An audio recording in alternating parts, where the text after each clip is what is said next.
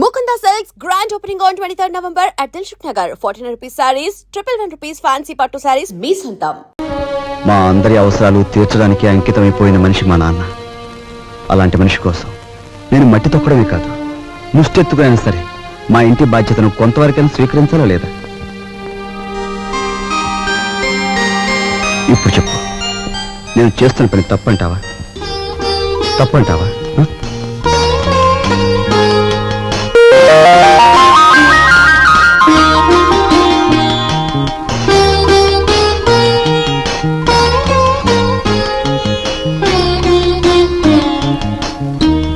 ఆ విధముగా రామలక్ష్మణులు అడవికి బయలుదేరిన వారు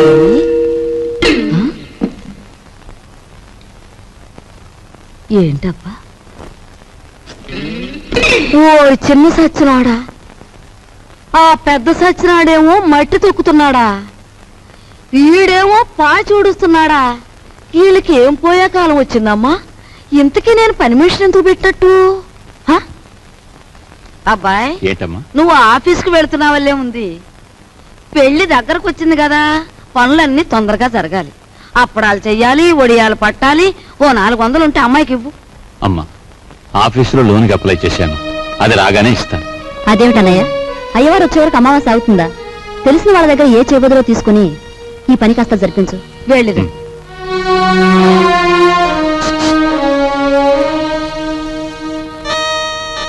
ఏమిటండి, నీకు మధ్య ఏమన్నా పోయిందా?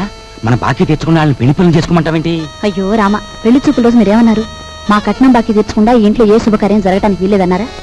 ఇప్పుడు ఈ పెళ్లి జరిగిందనుకోండి, దానికి ముందు మన బాకీ తీరుస్తారన్నమాటేగా. అమ్మని, నువ్వు అసలు రాజకీయాల్లో దిగాల్సిన దానివే, పొరపాటున నన్ను కట్టుకున్నావు. సమయానికి వచ్చారే పిల్లలారా, మీ పెళ్లి పనులు మేము అందుకోవద్దు, అలాగే మా ఇంట్లో పనులు కూడా. రండి రండి. అమ్మా, ఇదిగోనమ్మా నా మొదటి జీతం. జీతమా? అబ్బా, కూలి డబ్బులకి ఎంత గొప్ప పేరు పెట్టావురా సావిత్రి. అది ఇప్పుడు తప్పుడు మాట ఏమందే? మట్టి తొక్కాడని మందలించి 4 రోజులు కాలేదు. ఈలోగా వారు డబ్బు తీసుకొచ్చి ఇదిగోనమ్మా జీతం అంటే తగుదనమ్మా అని పుచ్చుకుంటివి. ఎంత బతుకు బతికి ఆఖరికి ముష్టి డబ్బులతో కూడి తింటావా? అమ్మా, ఆ డబ్బులు ఇలా పారేయండి. కష్టపడి సంపాదించిన డబ్బులకు విలువేమిటో మీలాంటి వారికి తెలియకపోవచ్చు. ఈ ఇంట్లో పనికి నాకు తిండి అక్కర్లేదు, వేరే జీతం అక్కర్లేదు. ఆ ముష్టి కూల్ డబ్బులు ఇలా పడేయండి. ఇదిగో.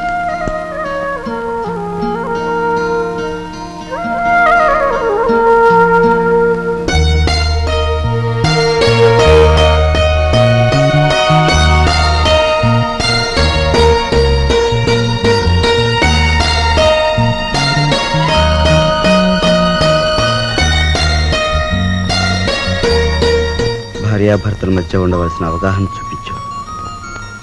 నువ్వు ఈ ఇంటికి పని మనిషివైనా నాకు నా మనిషివి.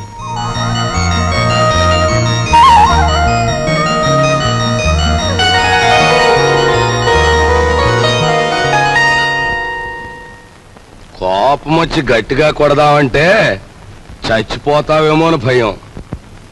బాబు నాయనా అంటే మొండుకెత్తనావు. మమ్మల్ని బాధ పెట్టకుండా చెప్పే గురువా. చెప్పే గురు. మనవడక చూసావా, పరాయి సొమ్మంటే పరిసిగుంటాడు కూడా ఎలా సత్తపడిపోతున్నాడో. ఎంతమందిని బాధ పెట్టడం భావ్యం కాదు గురువా. అలో చెప్పే గురువు. ఉన్న ఒక్క కూతురు ఇల్లు వదిలి వెళ్ళిపోతే నేను వెతికించలేదు, పేపర్ ప్రకటన కూడా ఇవ్వలేదు. అంత ముండేవాడిని మీ బెదిరింపులకు నేను లొంగుతానా? గురువా మాట చెప్తాను. ఈ మొండిఘాటంగాడికి కూతురుందంటున్నాడుగా, ఈడు పేపర్లో ప్రకటన ఇవ్వకపోయిన ఈ తరపున మనం ప్రకటించేస్తే ఆ కూతురు ఇంటికి చేరిపోద్ది. ఆ తర్వాత స్వామియే శరణం. Very good very good. Hello నవ్వకే బాబు, కుర్రోడు దోచుకుంటాడు. ఆ నవ్వేదో ఇనపెడి దగ్గర నవ్వు, ఓపెనింగ్ గా నవ్వుద్ది.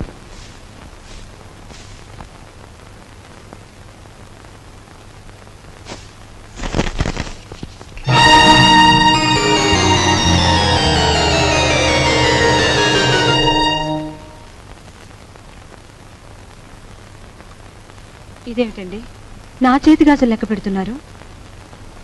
ఈవేళ మార్నింగ్ ఇంటర్వ్యూలో ఎవడో రవిరాజ్ అట సార్ మీరు ఇన్ని క్వశ్చన్లు వేస్తున్నారు, నేను తిరగబడి ఒక క్వశ్చన్ అడిగితే జవాబు చెప్పగలరా అన్నాడు. ఏమిటి అన్నాను. రోజు అన్నం వడ్డించే మీ ఆవిడ చేతుకున్న గాజులు ఎన్ని అన్నాడు. Fantastic daddy. ఎవరతను? ఎవరు? రవిరాజా. తిరగబడి అటువంటి ప్రశ్న వేయాలనే థాట్ రావడం ఉంది చూశారు. That's great. He's really the hero of the present society. Jaya shut up. నీ తండ్రి మీద తిరగబడిన వాడు నీకు హీరోగా కనిపిస్తున్నాడా? నాలాంటి వాడి కాళ్ళ చుట్టూ దేహి ఉద్యోగం ఇవ్వండి బ్రతుకుతామని ప్రదక్షిణాలు చేసే ఒక నిర్భాగ్యుడు నీ దృష్టిలో హీరో ఆఫ్ ది ప్రజెంట్ సొసైటీయా?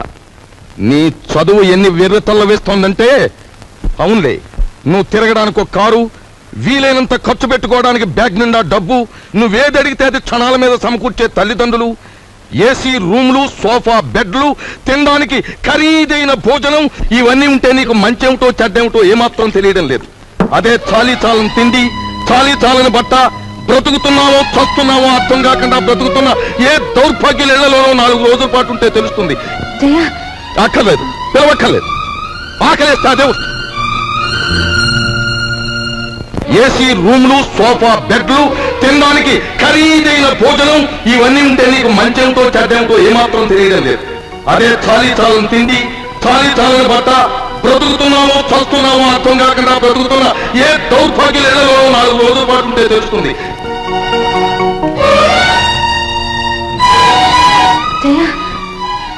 అక్కర్లేదు, పిలవక్కర్లేదు.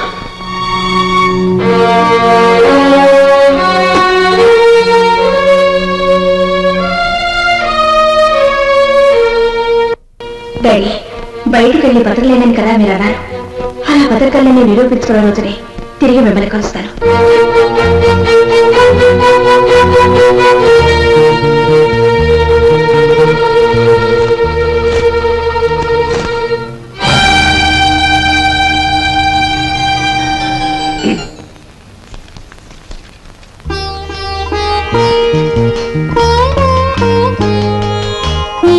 నీ సంస్కారం చూసి ఆశ్చర్యం కలిగినా నువ్వు కలవారి అమ్మాయివని మాత్రం ఊహించలేకపోయింది. పేపర్లో నీ ఫోటో చూశాక నువ్వు ఇంట్లోంచి పారిపోయి వచ్చావని అర్థం. నువ్వు ఇక్కడే ఉన్నావని మీ నాన్నగారికి ఫోన్ చేశాను. నిజానికి మీలాంటి గొప్పవాళ్ళు ఉన్న ఈ ఇంట్లో మా అమ్మాయి మీ అందరి మన్ననలు పొందింది అంటే అందుకు నాకెంతో ఆనందంగా ఉంది.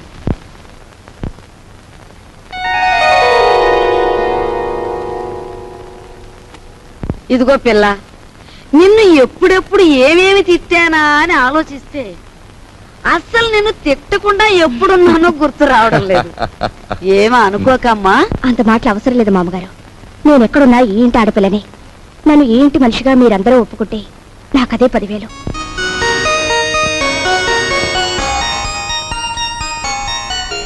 కూర్చోమ్మా, వెళ్ళొస్తానండి. వెళ్ళ నువ్వు వెళ్ళి అమ్మకి కనిపించు, నీకోసమే చూస్తోంది.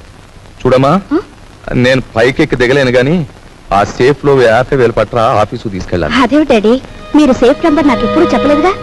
సారీ, నీకు తెలియదుగా. వెళ్ళి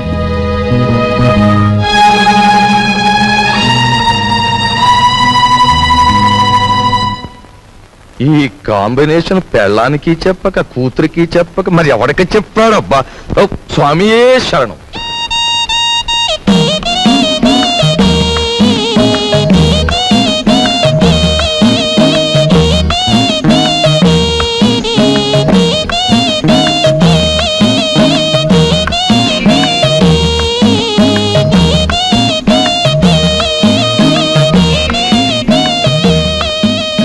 భయపడొద్దు, అటు తలుపు తీసి ఉంచుతాను, రా.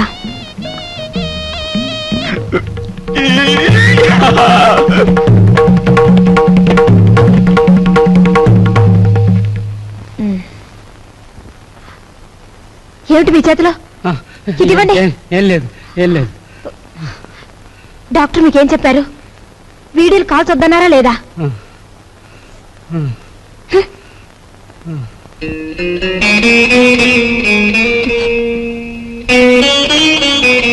సారీ. రోజు కిటికీ దగ్గర అలా చూస్తూ నిలబడిపోతావు. మనసు పాడైపోవడం లేదు? నువ్వు నాకంటే చిన్నవాడివి, నీకు ఆ విషయం తెలుసా? అన్నట్టు ఆ సోఫాలో ఉన్న ఆయన ఎవరనుకుంటున్నా? తెలుసు, మీ ఆయన. ఆయన కడుపులో రాచపుండు. డాక్టర్లు బ్రతకడంటున్నారు. చాలా మంచి మనిషి. ఆయన ఎలాగైనా బ్రతికించుకోవాలి. దానికి బోలె డబ్బు కావాలి. అన్నట్టు నీ దగ్గర డబ్బుందా? నీ దగ్గర డబ్బుందా? నీ దగ్గర డబ్బుందా? నిన్నేరా అడిగేది. నీ దగ్గర డబ్బుందా? నేను డబ్బు కోసం వ్యభిచారం చేస్తున్నాను. ఫుల్ డబ్బు లేని చవటవి ఆ కిటికీ దగ్గర చేరి దేనికే ఆ చూపులు? ఇంకొక్కసారి అలా చూసావో వెళ్ళు, అవుట్.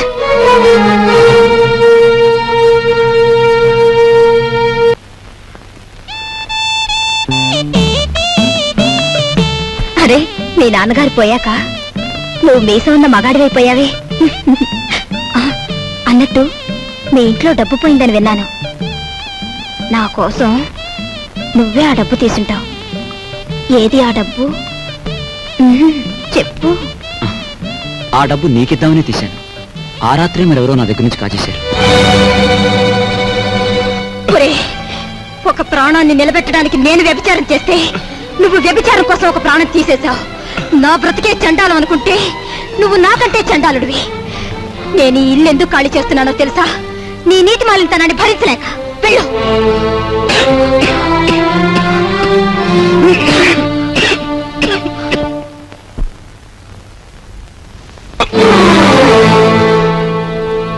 ఎక్కడికి వెళ్ళావు? చెప్పు.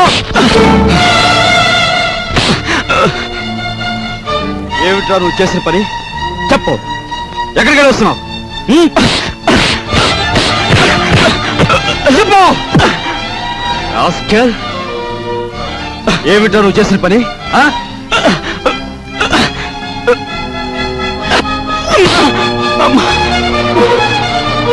చెప్పరా రాస్కెల్. చెప్పు. లేదురా నీకు? మీ నాన్నగారు పోయి పట్టుమని 10 రోజులు కాలేదు. ఏం చేశాడని రా వాడిని అలా కొడుతున్నావు? మీ నాన్నగారు ఏనాడైనా వీడిని ఇలా కొట్టడం చూసావా? వీడు చేసిన పనికి కొట్టడం కదమ్మా, చంపాలి. చంపి నిన్ను పాతేయాలి. ఏం చేశాడు రా అంత పెద్ద తప్పు? ఏం చేశాడా వీడు?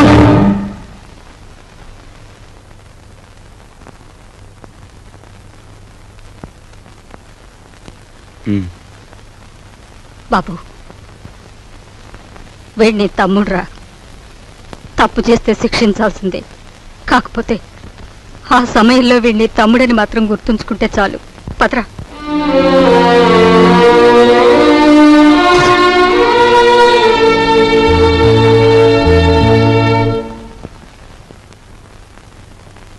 వాడెందుకు కొట్టాడో తెలుసమ్మా? చెప్పు. పక్కన కాబోయే పెళ్ళం ఉంది కదా, ఆవిడ ముందు గొప్పలు చూపించుకోవడానికి.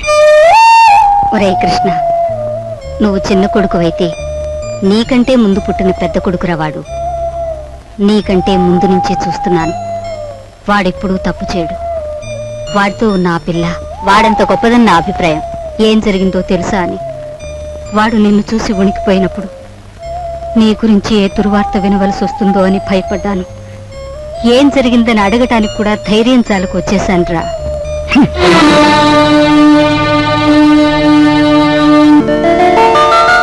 ఈమె నా చెల్లెలు. ఇల్లు వదిలి వచ్చేసింది. మీ సేవా సాధనలో ఉందేమో.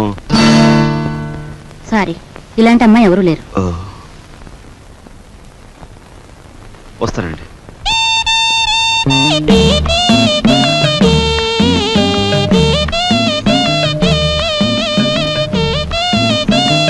ఇలా రా. వస్తున్నా.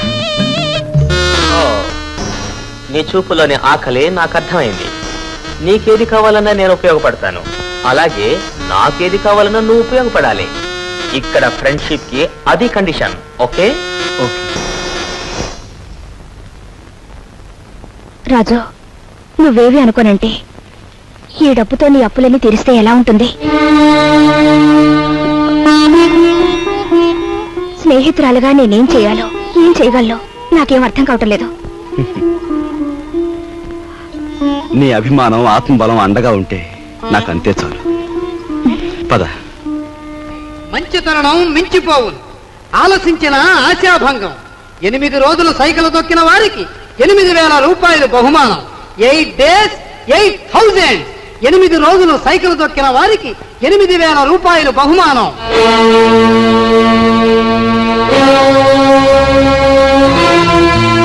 రాజు, అప్పులు తీర్చడానికి నువ్వు సైకిల్ తొక్కుతున్నావట. మనలాంటి కుటుంబాల్లో పుట్టి ఇలాంటి పనులు చేస్తే ఎంత పరువు తక్కువగా ఉంటుందో ఆలోచించు.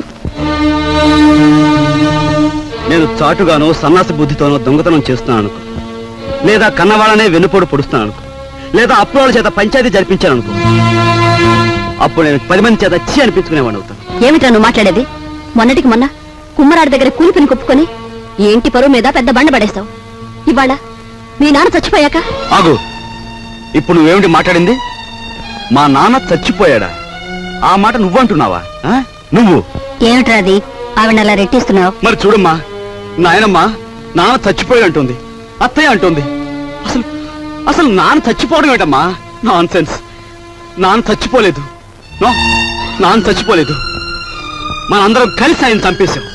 అవునమ్మా, నిర్దాక్షిణ్యంగా కాలు రాసి చంపేశాం. కొండంత మనిషిని చాదస్తుతో కొందరు, స్వార్థంతో కొందరు, ఇలా అందరం కలిసి ఆయన చంపేశాం. ఏ చంపలేదా? ఒక్కసారి మీరందరూ గుండెల మీద చేతులు వేసుకుని ఆలోచించండి. ఆయన జీతం నెలకు 500 రూపాయలు, కేవలం 500 రూపాయలు. తాహతకు మించిన కోరికలు కోరి మనందరం కలిసి ఆయన చంపేశాం. He was successfully murdered by all his family members. నోరుంది కదా అని తప్పులు పడుతున్నారు.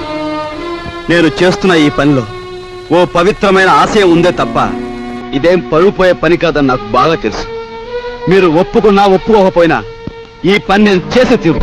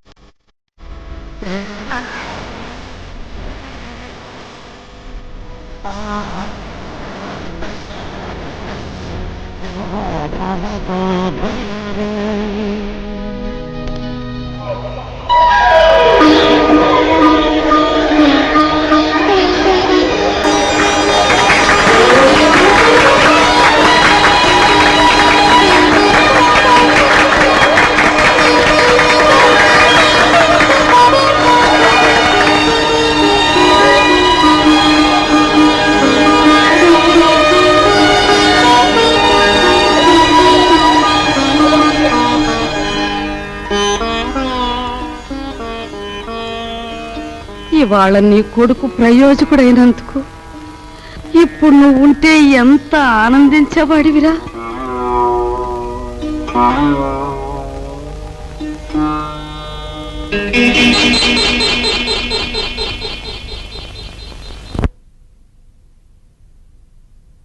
రాజుగాడి గదిలో దూరి డబ్బు కాచేద్దామంటే వాడు పడుకున్నాడో లేదో తెలియచావట్లేదు.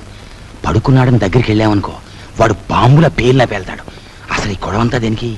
నువ్వు మీ ముసల్దాన్ దగ్గరికి వెళ్ళి కుక్క పెట్టి ఒక ఏడుపేడు, ఆవిడే కాచేసుకొచ్చి మనకిస్తుంది.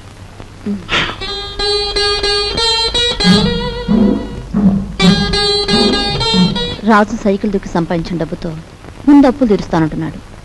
మమ్మల్ని మాత్రం ఆగమంటున్నాడు. వాడు సైకిల్ తొక్కుతానంటే మనం అందరం వాడిని కాదన్నాం. ఇప్పుడు ఆ డబ్బు మనం కావాలంటే ఏం బాగుంటుందమ్మా?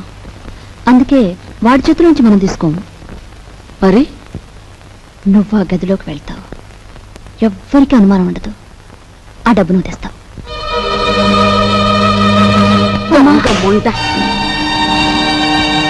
వాడు పగలనక రాత్రనక కష్టపడి రక్తం ఓడ్చి సంపాదించిన డబ్బు దొంగిలించమంటావా? ఆలోచిస్తే నాకు ఇప్పుడు అర్థం అవుతుంది. నా కొడుకు డబ్బు కూడా నువ్వే కాజేశావు వాళ్ళు నువ్వే చంపేశావు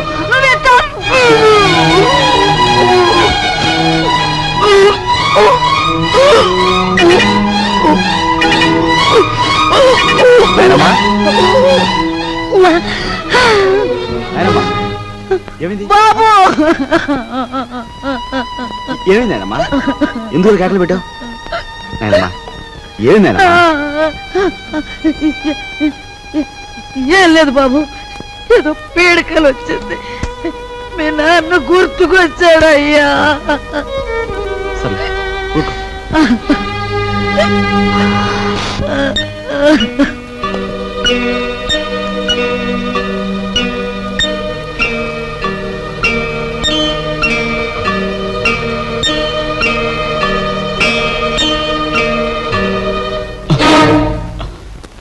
ఏమిట్రా లోపల నుంచి వస్తున్నా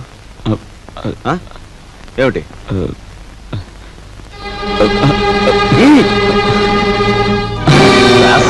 ఏమిటాడు చేసిన పని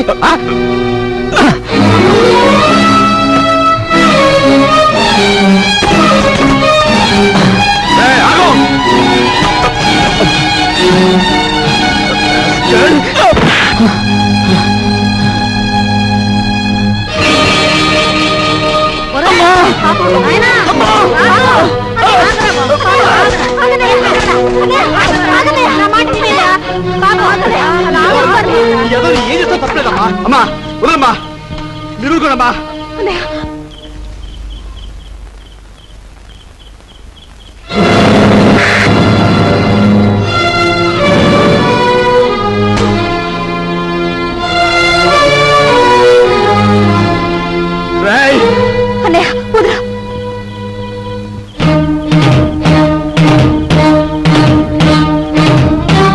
దుర్మార్గుడా ఎంతకు తెగించావురా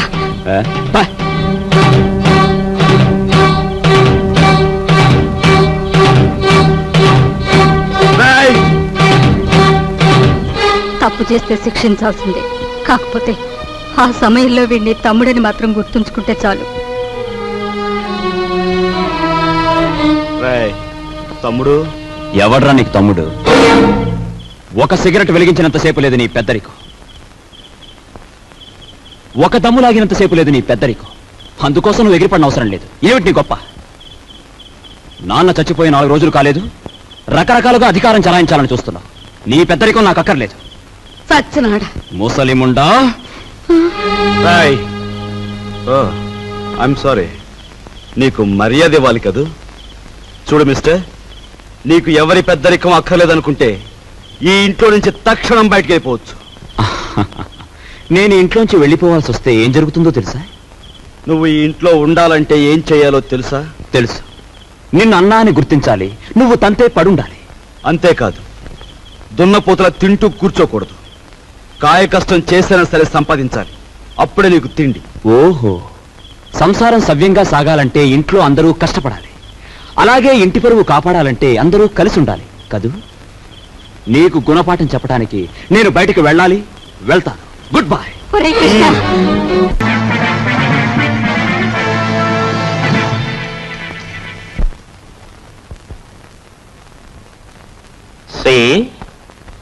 నువ్వు కలలు కంటూ ఊహల్లో తేలకు. Go and enjoy. Come on.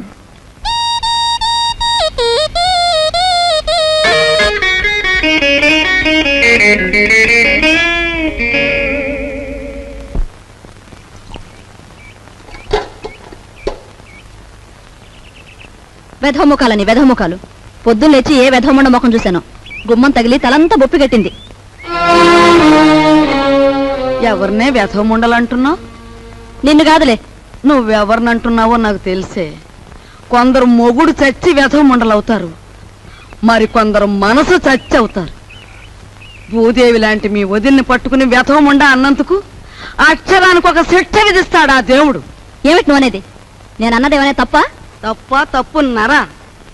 మొగుడు చచ్చి అత్తారింటి నుంచి పుట్టింటికి వస్తారే కాని నీలాగా మొగుడుతో పాటు పుట్టింట్లో తిష్ట వేసి ఇంటి దొంగల్లాగా కన్నాలు వేసేవాళ్ళు వాళ్ళకంటే నికృష్టులని తెలుసుకోవే. కూతురనే ఇది కూడా లేకుండా వాగుతున్నావు. నీకు పిచ్చెక్కింది. పిచ్చ వచ్చే.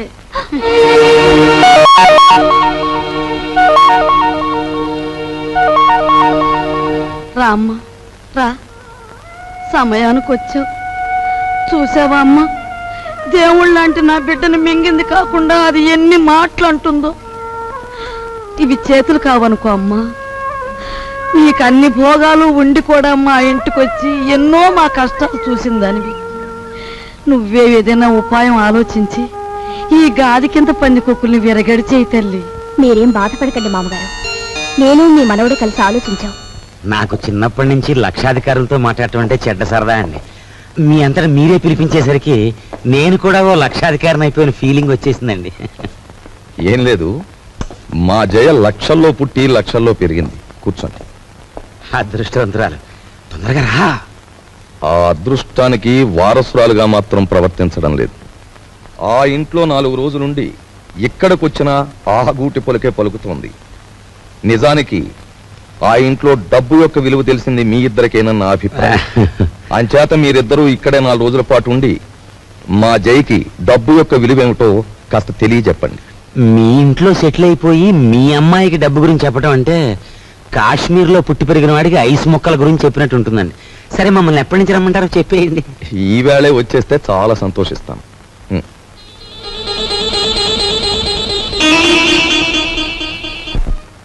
వరాలు, నువ్వు నా ఇల్లు దోచుకోవడానికి వచ్చిన నీ మంచితనం వల్ల నాకు ఆత్మీయుడవయ్యావు. ఇప్పుడు ఇంట్లో సంసారాలని కూల్చేసే నీచులైన 2 దొంగల్ని ప్రవేశపెట్టాను. నువ్వెలాగైనా వాళ్ళని ఇనపెట్టి కట్టేసి నువ్వెన్ని బాధలు పడ్డావో అన్ని వాళ్లకు రుచి చూపించి వాళ్ళకు బుద్ధొచ్చి లెంపలేసు పారిపోయేలా చెయ్యాలి. ఏం చేస్తావు? మరి ఆర్డర్ అయ్యాలే గాని వాళ్ళిద్దరికి దెమ్మ తిరిగిపోయి బొమ్మ కనిపించేలా చేసేస్తాను. నేను ఇల్లు వదిలిపెట్టి వచ్చేశాను. మొన్న 8 రోజులు సైకిల్ తొక్కి డబ్బు సంపాదించిన దగ్గర నుంచి మా అన్నయ్య ఎలక్షన్లో గెలిచిన ఎన్టీ రామారావు అని అనుకుంటున్నాడు. అభిమానంతో అందరూ ఎన్టీఆర్ని అన్నా అని పిలుస్తుంటే వీడు మా మీద అధికారం చలాయించి అన్నా అనిపించుకోవాలని చూస్తున్నాడు. ఏంటి, మీ అన్నేను అన్నా అనాలా? అందాం. మీ తమ్ముడు అలా గాలిగా తిరుగుతుంటే చూస్తూ ఊరుకుంటారే? సంసారాల్లో కొత్తగా పెత్తనానికి వచ్చిన ప్రతి అన్నకు వచ్చే ఇబ్బంది ఇదే. నిన్న మొన్నటి వరకు ఏరా అన్నయ్య అని పిలిచేవాడు. ఈవేళ నా భావాలకు కట్టుబడి ఉండాలనేసరికి వాడి కొంచెం కష్టంగా ఉంది. ఓ, ఇదేమిటి, నీ అన్నయ్య మెడలో వేస్తున్న దండని నీ మెడలోనే వేసుకొచ్చావే? మన తడాకాకి తట్టుకోలేక వాడే నా మెడలో దండ వేయించాడు గురు. ఎలా ఉంది మన ప్రోగ్రెస్? ఏడ్చినట్టుంది. నీ ఎక్స్పర్ట్ వాడు నీ దండను తీసి నీ మెడలోనే వేశాడంటే నీ చెప్పుతో నిన్నే కొట్టినట్టు ఫూల్. ఈ ఆస్తంతా చూస్తుంటే నీకేమనిపిస్తుంది? ఏమనిపిస్తుంది? ఇన్నాళ్ళు మీ ఇంట్లో మంచానికి పట్టిన నల్లుల్లా పడున్నాం. దాని బదులు ఇంటి గోడలకి బల్లుల్లా అతుకుపోతే ఎంత బాగుండేదో. అప్పుడు ఎలా ఉన్నా ఇప్పుడు ఈ బంగారు పంత్రంలోకి వచ్చేసాంగా. ఏమండి, ఇక్కడున్న ఒక్కొక్క వస్తువు మెల్లగా మన ఇంటికి చేరిస్తే ఎంత బాగుంటుందో. మన ఇద్దరం సరిగ్గా అమావాస్య నాడు పుట్టుంటామే. అందుకే ఇట్లాంటి గొప్ప గొప్ప ఐడియాలు వస్తున్నాయి. దాచేయి దాచేయి దాచేయి. ఎవరా నువ్వు? నేను మా నాన్న కోసం వచ్చాను. అవును, నేను గొట్టంగానని వీడికి ఎలా తెలిసింది? రేయ్ రేయ్ పుడతకీచు, పెట్టరా, నువ్వు ఇక్కడికి వస్తే నా పేరు వరాలని భుజంగరావు కాదని అందరికీ తెలిసిపోద్ది. మరప్పుడు చిల్లరలకు వస్తుంది. ఇదిగో బాబా, ఇదిగో ఈ డబ్బులు తీసుకుని నువ్వు వెళ్ళు వెళ్ళు. డూప్లికేట్ భుజంగరావు గారికి నమస్కారం. డూప్లికేట్ భుజంగరావు ఏమిటి? Non sense. డోంట్ టాక్ అంటే డోంట్ టాక్. తారు డబ్బాలో ముంచిన కుక్క పిల్లలా ఉన్న ఈ కర్రి నా కొడుకు, నీ కొడుకు, అవునా కాదా? ఈ ఇనపెట్లో ఉన్న డబ్బంతా కాజేయాలని వచ్చావు, అవునా కాదా? మీరు విన్నది నిజమే. ఏదో పిల్లలు గలవండి, కావాలంటే ఓ అనావాట ఇచ్చుకుంటాను. అనావాటనా? కొట్టానంటే కొత్తిమీర చట్నీ అయిపోతుంది నీ మోఖం. హలో, నన్ను ఇక్కడికి పంపించిన మా బాసు నాకు ₹10 వాటా ఇస్తా అన్నాడు. కావాలంటే నా వాటాలో 50-50 పావల వాటా ఇచ్చేస్తాను.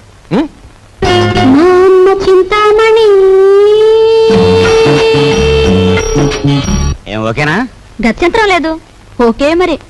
ఓకే ఒప్పుకుంటున్నాం. తెరో ఎనపెడతారో ఎనపెట్టా దీనికి 3 నంబర్ల కాంబినేషన్ ఫిట్టింగ్ పెట్టాడు ఆ భుజంగరావు గారు. సరే, ఆ నెంబర్ల ఫిట్టింగ్ ఏదో నేను వారం రోజుల్లో తేల్చేస్తాను, నువ్వు వెళ్ళా. తేల్చుకుందరు గాని కానీ రేపు పొద్దుట ఇంట్లో ఉన్న నౌకర్లందరికీ జీతాలు ఇవ్వకపోతే ఇదిగో ఇది మన బండారం ఓపెనింగ్ చేసేస్తుంది.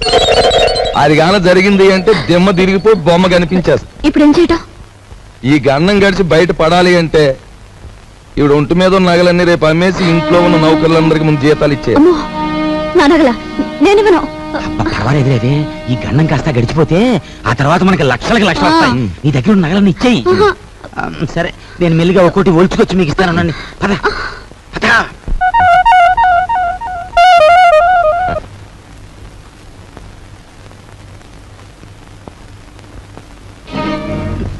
నిన్న తాటాకులు కట్టావు, ఇప్పుడు రా చూద్దాం.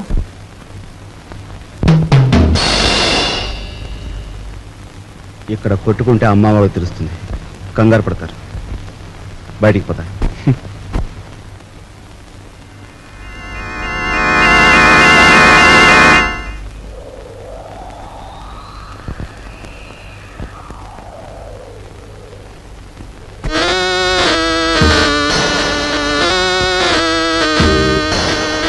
హీఈస్ జానీ జింజర్, మా బాస్ లాంటి వాడు. He's my brother. సారీ. అన్న, అక్క, తమ్ముడు ఇలాంటి వరుసలంటే నాకు అసహ్యం. మనని కట్టిపడేసేందుకు పెట్టుకున్న వరుసలు. అన్న, అక్క, తమ్ముడు ఇలాంటి వరుసలంటే నాకు అసహ్యం. మనని కట్టిపడేసేందుకు పెట్టుకున్న వరుసలు. He's mister Raj, Raviraj. Hello.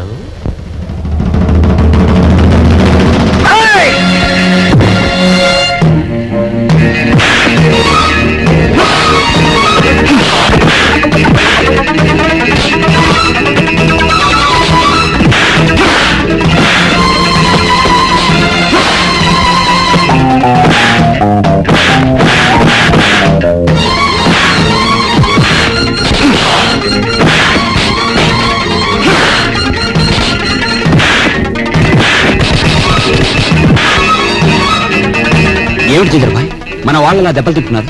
కొట్టి రావడానికి కాదు, వాళ్ళని పంపించింది అతనికి సాలి రావడానికి.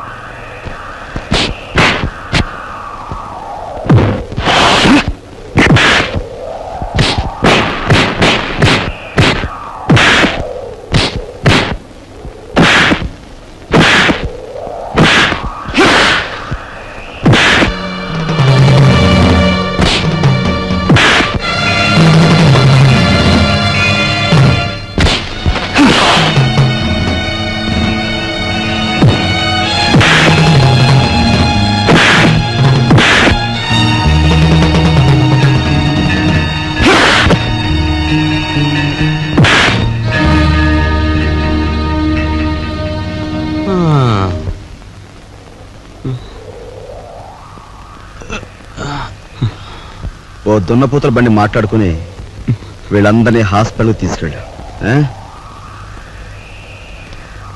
ఖర్చు కొంచెం.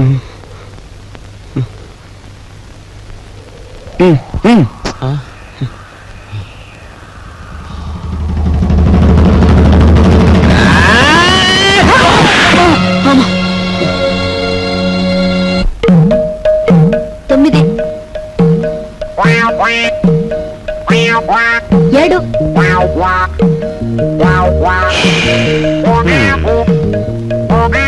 నా నడుము పట్టుకో, లాగో.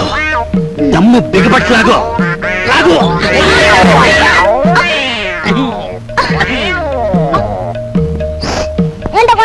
ఆ, మేమిద్దరం చెడుగుడు ఆడుకుంటున్నాం రా పిల్ల నా కొడక. పడక పడక.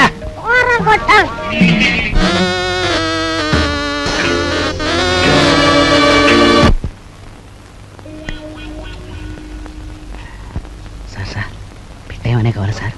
మంచి వెరైటీ ఉంది సార్. వద్దు పోయా. మంచి వెరైటీ సార్, మంచి ఫ్యామిలీ టైప్. ఇంతవరకు బిజినెస్ లో కూడా దిగరా. ఈ ఊరు పిల్లే సార్. పేరు సరస్వతి. సరస్వతి. పద. ఇదిగో గురు. Hello, police station. మీరు వెంటనే బయలుదేరి మంగమ్మ బ్రోతల్ హౌస్ కి రావాలి.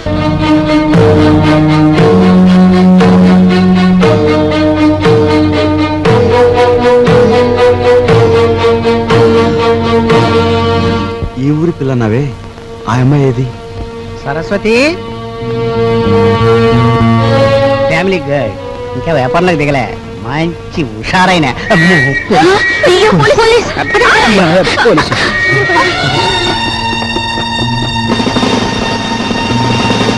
కానిస్టేబుల్స్, ఏమైనా పిల్లగాల్సి వచ్చిందా? సార్ నేను అలా సాని కొంపకొచ్చి సహస్రనామాచ్యం చేస్తున్నానంటావా? పేరెక్కో వెళ్ళా. ఆగు. కానిస్టేబుల్స్ రాని. ఇది నాకే పోజు కొడుతోంది. Constables van ఎక్కించండి.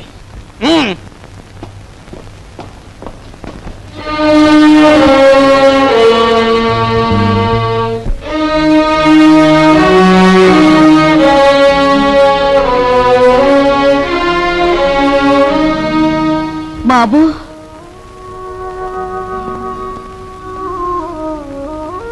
నువ్వెందుకురా ఏదో తప్పు చేసినట్టు తలంచుకుంటావు? నీ సుఖం కోసం నువ్వు సాని కొంపకు వెళ్ళలేదని మాకు తెలుసురా. నీ సుఖం నువ్వు చూసుకునేవాడివైతే మట్టి పని ఎందుకు చేస్తావు? ప్రాణాన్ని తెగించి 8 రోజులు సైకిల్ ఎందుకు తొక్కుతావు? దర్జాగా ఈ అమ్మాయిని పెళ్లి చేసుకుని మహారాజులా బ్రతికేవాడివి. బాధపడుకున్నాయినా లోపలికి పద, స్నానం చేసి భోంచొద్దు గాని. రేయ్, ఒకసారి ఇట్రా. ఏంటి ముసల్దానా? బాలే దర్జాగా ఉన్నావురా. చూసావా నా దర్జాకి మీ దరిద్రానికి మధ్య ఎంత అడ్డుగోడుందో? ఒరే, నిన్ను నేను ఎప్పుడు ఏమీ అడగలేదు, ఇప్పుడు అడుగుతున్నా. ఆ? తలెత్తి ఒకసారి ఆకాశం మీద కుమ్మే. ఉమ్మా? అంతేరా నేను అడుగుతుంది. సరే.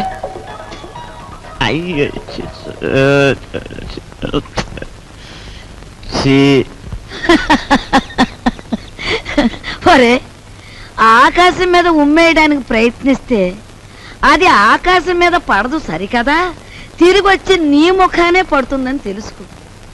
పరువు కోసం ప్రాణాలొడ్డే నీ అన్నని ఇంటి పరువు తీసుకెళ్లి పెంట మీద పెట్టి నువ్వు ఏమి చేయలేవని తెలుసు. ముసలిముండా.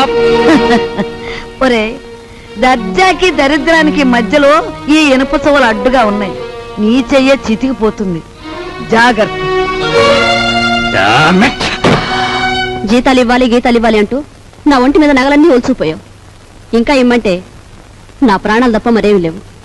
అనుకున్న ప్రకారం జీతాలు ఇవ్వకపోతే ప్రాణాలు దక్కవు, పరువు దక్కదు. లక్షల బీరువాలో వచ్చేయాలంటే ఏలు పెట్టాలి మరి.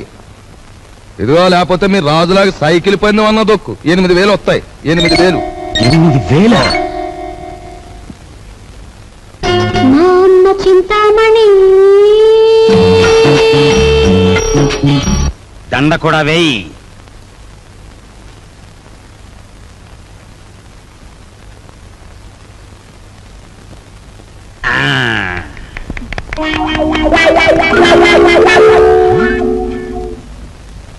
ఏమండి, జనం ఎవరు లేరండి. గొప్ప గొప్ప సినిమాలు మెల్లిమెల్లిగా పికప్ అవుతాయి. ముందు జనం రారు, మనకి అంతే. నీకెందుకు, నేను తొక్కుతాగా.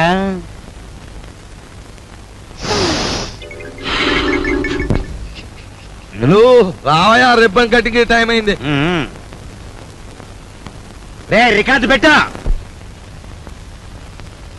జయము నిశ్చయమురా భయము లేదురా దంకు గొంతు లేక ముందు సాగి పొమ్మురా.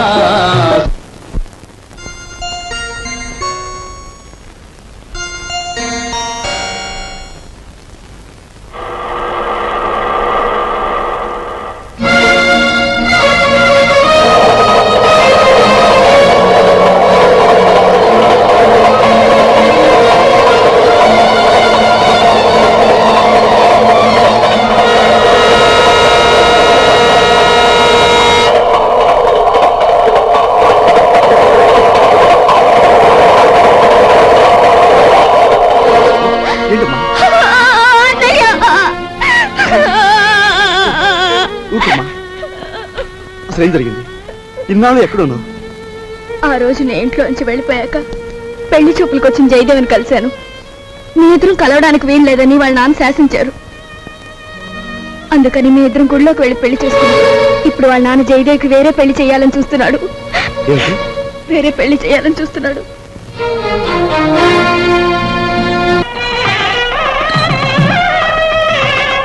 రండి బాబు గారు. పెళ్లి కూతురు తండ్రినే ఉండి పోలీసు డ్రెస్సులో వచ్చినందుకు క్షమించాలి. నా కూతురు పెళ్లి అయినా నేను డ్యూటీ నుంచి రిలాక్స్ కాను. నేరస్తుని పట్టుకోవడంలో నేను ఇప్పుడు ఎవర్ రెడీ బ్యాటరీ లాంటి వాడిని దేశానికి తెలియాలి. That's why this dress. ఏ డ్రెస్ లో ఉన్నా మీరు నా కాబోయే వియ్యంకులు, అది నా సంతోషం. మీకు సంతోషం అయితే మాకు సంతోషమే.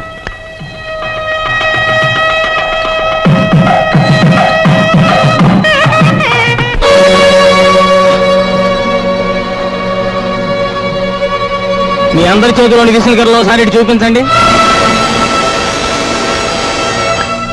బావగారు, వీడొట్టి దగాకోరు, వీడిని నమ్మొద్దు. ఏవో దొంగ ఫోటోలు వచ్చేసి నన్ను అల్లరి చెయ్యాలని. బాబు, మీలాంటి వాళ్ళందరూ చేరి వాడిని దగాకోరుగాను దగులు బాజీగాను తయారు చేస్తున్నారు. వాడు దగాకోరే, మరి ఇదేదో మోసం బావగారు. మా అబ్బాయి ఇంతవరకు ఎవరిని పెళ్లే చేసుకోలేదు. అసలు ఈ అమ్మాయి ఎవరో మాకు తెలియనే తెలియదు బావగారు. సరస్వతి, మేము దయసాక్షిగా పెళ్లి చేసుకున్నామండి. మా ఇష్టం లేకుండా బలవంతంగా ఈ పెళ్లి జరిపిస్తున్నాడు మా నాన్న. సరదాగా దండలు మార్చుకున్నంత మాత్రాన అది పెళ్లి అవుతుందా? సరదాగా దండలు మార్చుకోవడం కాదు, కొంతకాలం కాపురం కూడా చేశారు. కాపురం చేస్తున్న భార్యాభర్తలను విడదీసి వాళ్ళకి మరో పెళ్లి చేయడం నేరం. దానికి ఈ క్షణంలో మిమ్మల్ని అరెస్ట్ చేయగలరు, తెలుసా? అది కదా బావగారు. మీరు పెళ్లి కొడుకు తండ్రిగా ఇక్కడ ఉండాలి అనుకుంటే వీళ్ళిద్దరికీ పెళ్లి జరిపించండి, లేదా మిమ్మల్ని జైలుకి పంపించాల్సి వస్తుంది. అమ్మాయి, మీరిద్దరు వెళ్ళి పీటల మీద కూర్చోండి.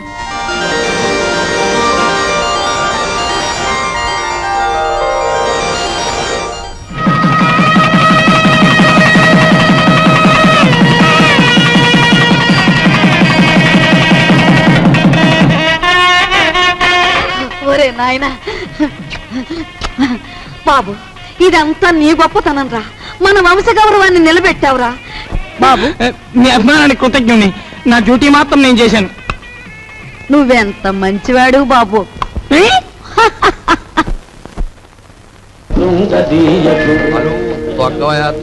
హలో, తక్కరా. అమ్మ కుర్రనా కొడక, నీ కూడా లోకు అయిపోయానరా. తెల్లారేలోగా నీ నుంచి నీ బాబు నుంచి దొక్కుతాను రా, పేడ వదిలిపోతే. నువ్వు టీ తాగరా.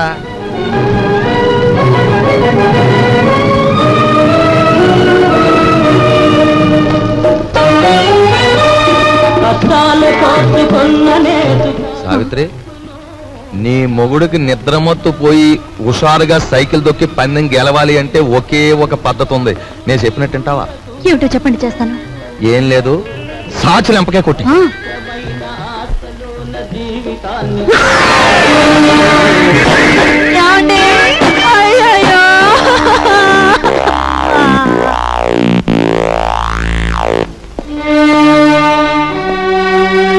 చూడు బ్రదర్, మీ దంపతులిద్దరూ మీ బావగారింట్లో ప్రవేశించి ఆయన చావు కారకులయ్యారు. అందుకే మిమ్మల్ని ఇక్కడికి పిలిపించాను.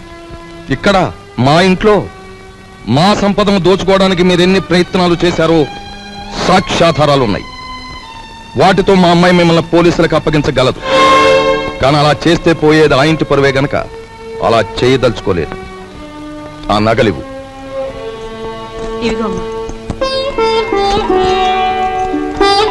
అదిగో మీ ట్రంకు పెట్టి. ఆ పెట్టెలో ఈ ఇంటికి సంబంధించిన వస్తువులు ఎన్నున్నాయో మాకు బాగా తెలుసు. ఇక నుంచి ఆయన గౌరవంగా బ్రతకడం నేర్చుకోండి. అలాగే సార్, మా దారిని మేము వెళ్ళిపోతాం. బ్రతికినంత కాలం మిమ్మల్ని తలుచుకుంటూ బుద్ధిగా బతుకుతాం. మాకు సెలవు ఇప్పించండి. వెళ్ళండి. పదవే.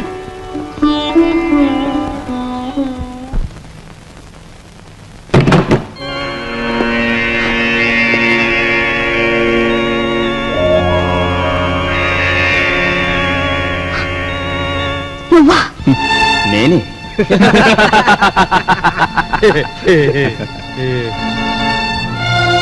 ఆయన చావు బతుకుల్లో ఉన్నారు.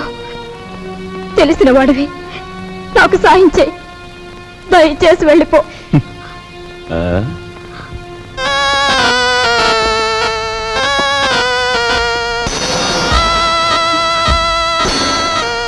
Sorry dear, sorry. నాది ఎన్నాళ్ళ కోరికో. గురు దక్షిణ.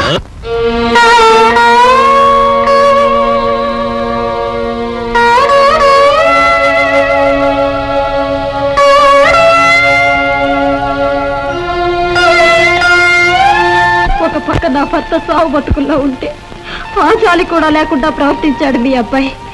మీ ఇంటి పరువు ఇలా మంట కలిసిపోతుంటే మీరెందుకు ఊరుకుంటున్నారో నాకు అర్థం కావటం లేదు. మీకు ఆడపిల్లలున్నారు. ఆడపిల్లల జీవితాలతో ఆడుకునే అలాంటి వాణ్ణి మీరు విచ్చలవిడిగా వదిలేస్తే ఏమవుతుందో ఒక్కసారి ఆలోచించండి. మీకు ఆడపిల్లలున్నారు. ఆడపిల్లల జీవితాలతో ఆడుకునే అలాంటి వాణ్ణి మీరు విచ్చలవిడిగా వదిలేస్తే ఏమవుతుందో ఒక్కసారి ఆలోచించండి.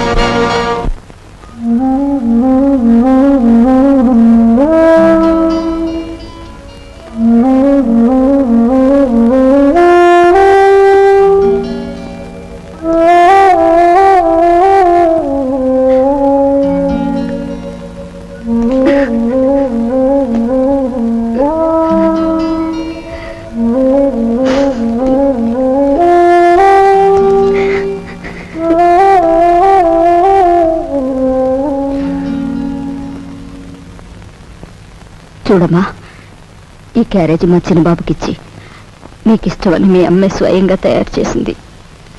ఒక్కటి కూడా వదలకుండా తినమని చెప్పు. తమ్ముడు క్యారేజ్ నేను తీసుకెళ్తాను, నువ్వు పద. ఏమ్మా, ఇన్ని వండి తమ్ముడికే పంపిస్తున్నావు? నేను తినకూడదా?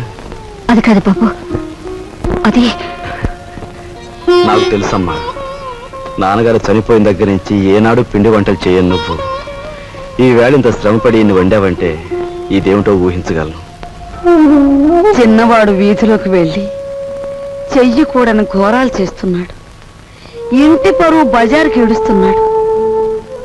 అందుకని అలాంటి వాడు చచ్చినా ఒకటే బ్రతికినా ఒకటేనని మనం అనుకుంటాం. తల్లి కదూ, చంపేయడానికే నిర్ణయించుకున్నాం. చూడు తల్లి, వాడు దుర్మార్గుడే కావచ్చు, కానీ వాణ్ణి కనిపించింది మనమమ్మా.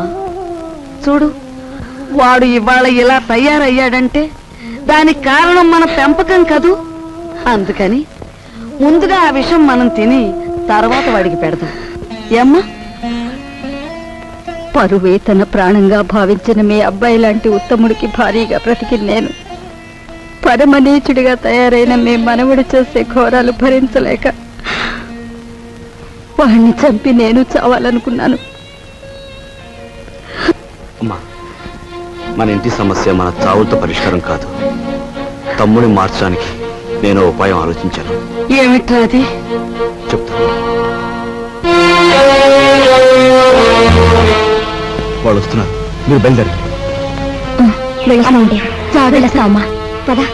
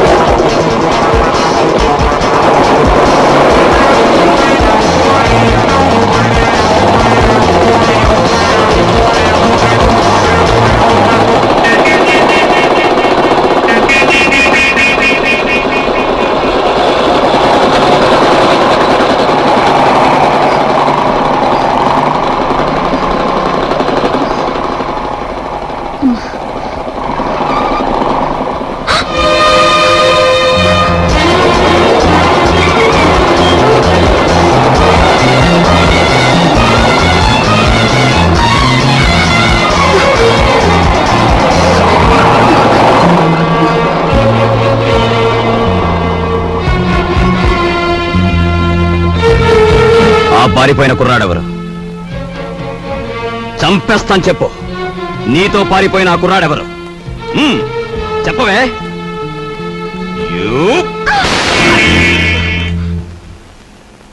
సంగతి అడగటానికి నువ్వెవరు? ఎవరన్నా?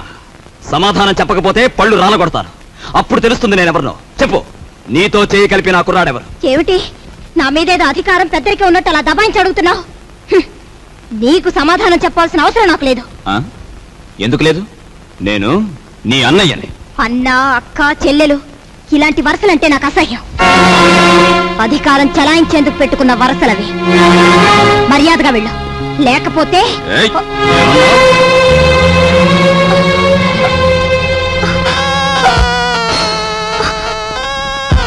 బ్రదర్ బ్రదర్ నువ్వన్న మాటలే నీ చెల్లెలు అంటోంది. గ్రేట్. వదిలే అమ్మ, వదిలే.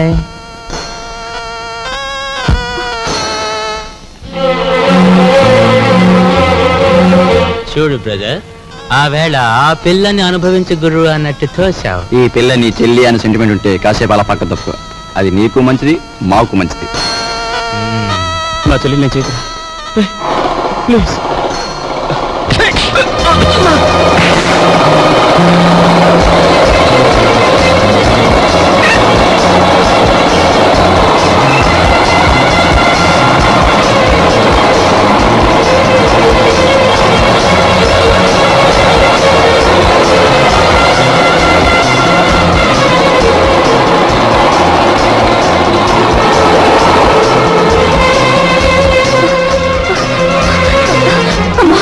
ఏమ్మా?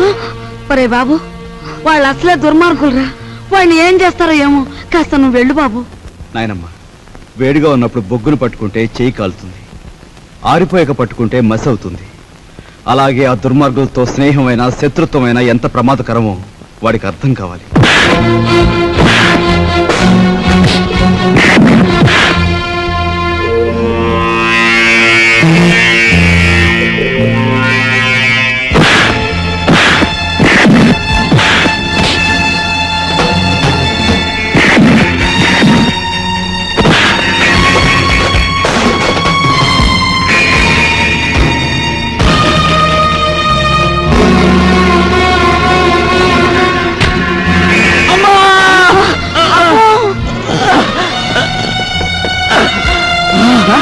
అమ్మో, ఎంత పని జరిగిందిరా.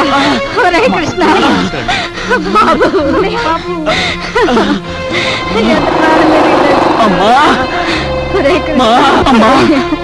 అన్నయ్యని వెళ్ళతో చెప్పమ్మా. అన్నయ్యని చంపేస్తారమ్మా. అమ్మా, నాయనమ్మా, అమ్మా వెళ్ళండి, వీడిని నేను చూసుకుంటాను.